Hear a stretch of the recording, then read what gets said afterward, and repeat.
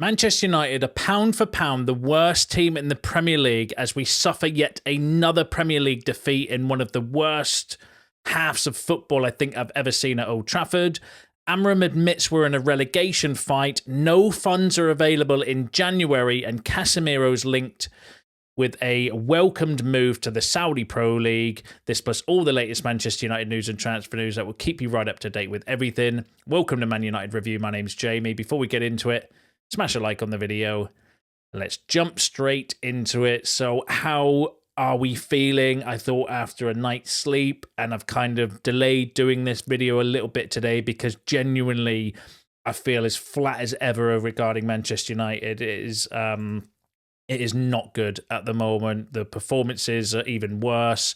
The whole situation surrounding the club at the moment is just very, very depressing. So, you know, if you're feeling like that, let's have a little bit of therapy and let's run through the news, run through all the kind of reactions and what's been kind of said and stuff like that as well. But let me know how you're feeling in the comments.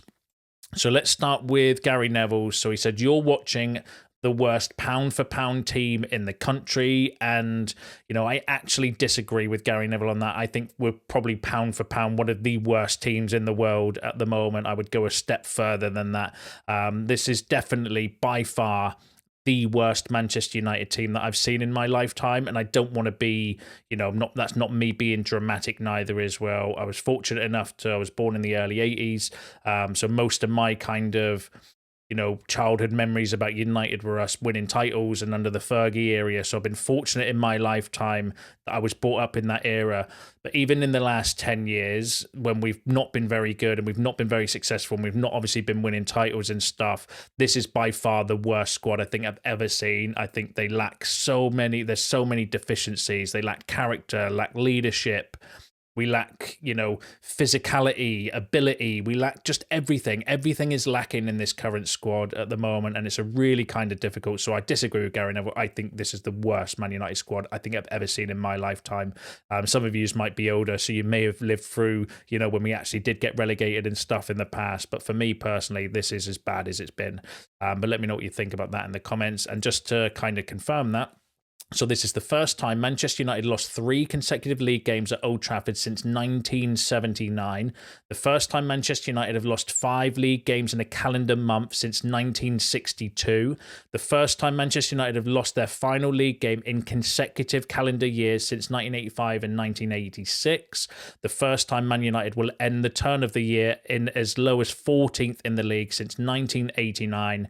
Gary Neville was spot on. So there's some absolutely shocking statistics, which kind of, you know, I don't want to say prove my point because everyone's different and everyone's got different opinions, but, you know, it's hard to disagree with the stats and the data and stuff. We are just a very, very shit team with shit players, and I can't think of any other word to use apart from that. Now, Gary Neville said we can look about certain players on the pitch. Gary Neville mentioned Casemiro and Eriksen. We were speaking about that on this show 18 months ago. This is what on Sky Sport he said. That's on the manager.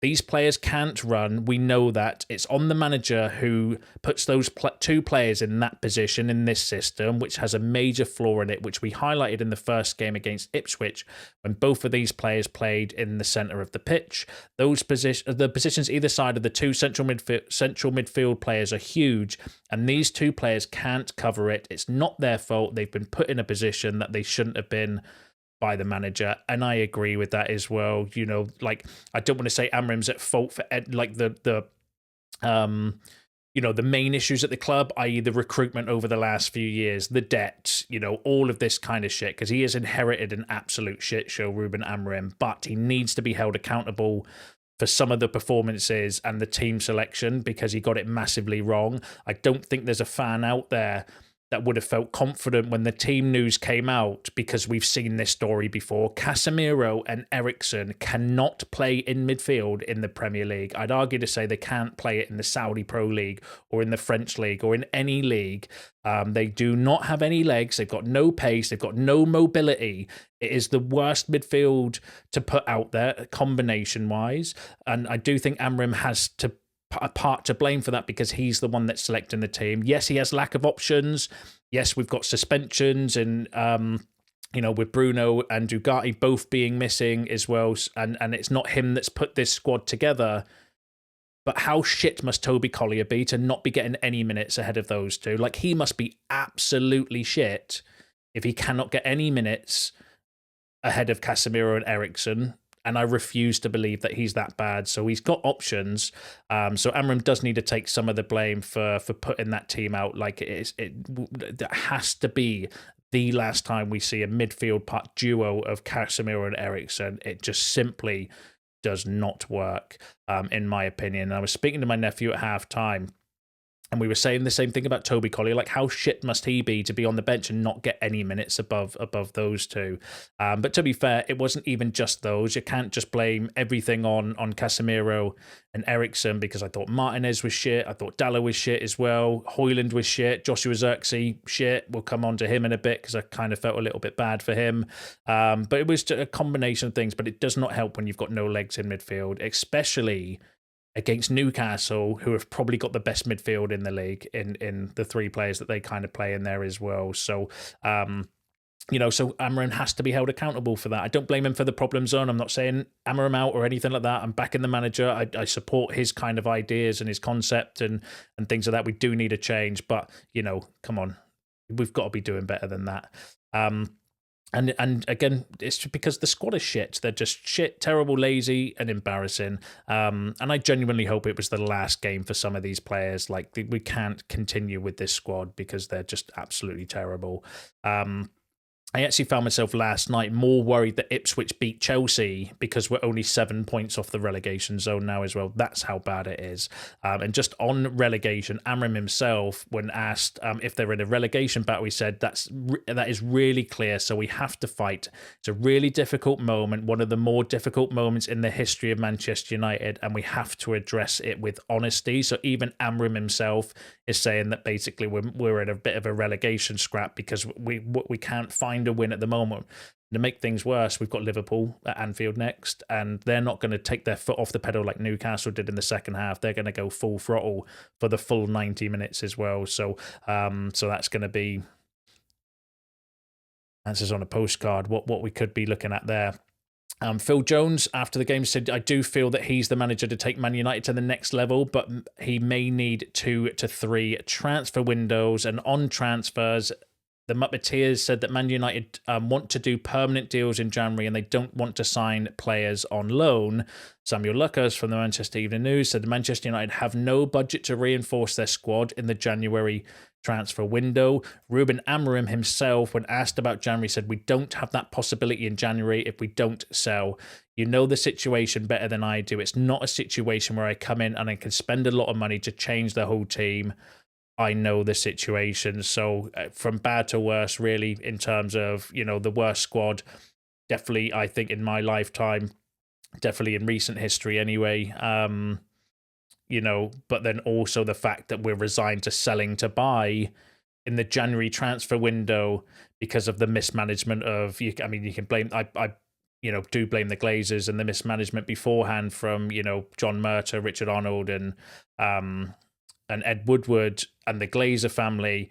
However, Ineos are not devoid of blame neither as well. They're the ones that gave Erik ten Hag a contract extension in the summer, spent £200 million on him, sacked him after a few months, and then also sacked the man that they hired as the director of football after a few months as well. So it's just an absolute calamity, isn't it, at the moment? And I just think everywhere you look, you can find faults and you can find people to blame because there's that many things going on at the moment. But let me know what you think about that in the comments.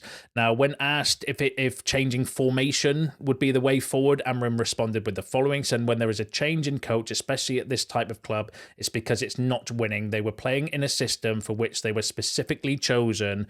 They were losing after 2 seasons working in that season. So I have to change to a new system that I do not believe in. It does not make sense. So what he was effectively saying or asked was, why don't you go back to the 4-2-3-1? And Amorim basically answered it quite sensibly, in my opinion. He said, well, it's not like United were winning under that. It's not like he's come into a winning team and then changed it and then we've started losing. We were losing beforehand anyway. Whether we were losing as bad as what we are now, I'll let you tell me in the comments what you kind of think about it.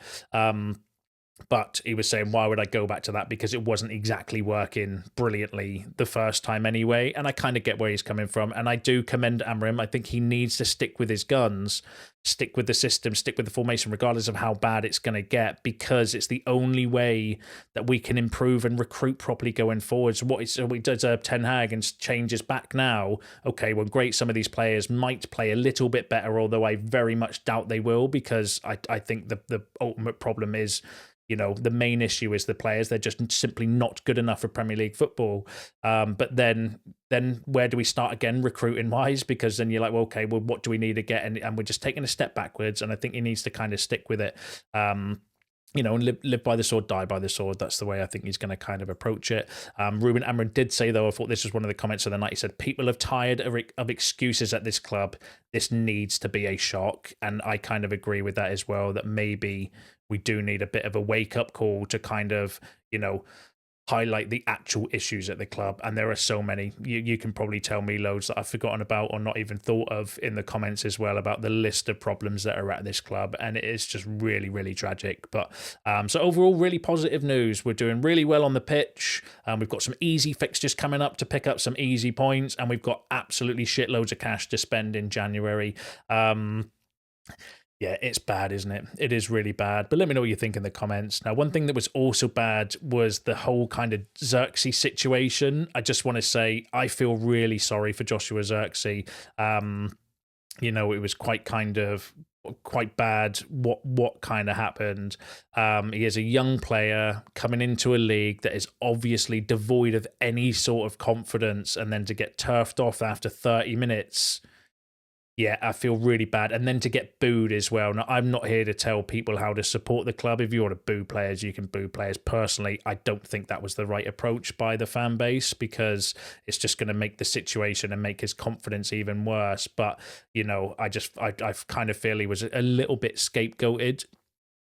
Being taken off, because you could have picked a number of players that could have been substituted at 30 minutes. I think if we could have made 10 changes, I would have made probably 10 changes, because there wasn't that many players that were actually doing anything. Like Martinez was shit, Casemiro Eriksson shit, Dalot was shit, Højlund was shit as well. Do you know what I mean? Like, it was just a terrible, terrible kind of performance. And unfortunately, Zirkzee was the one, that kind of had to get taken off, because we had to fix that midfield. But again, the midfield was the problem, because, suspend it, however you kind of phrase it. Personally, Amorim's the one that picked that midfield.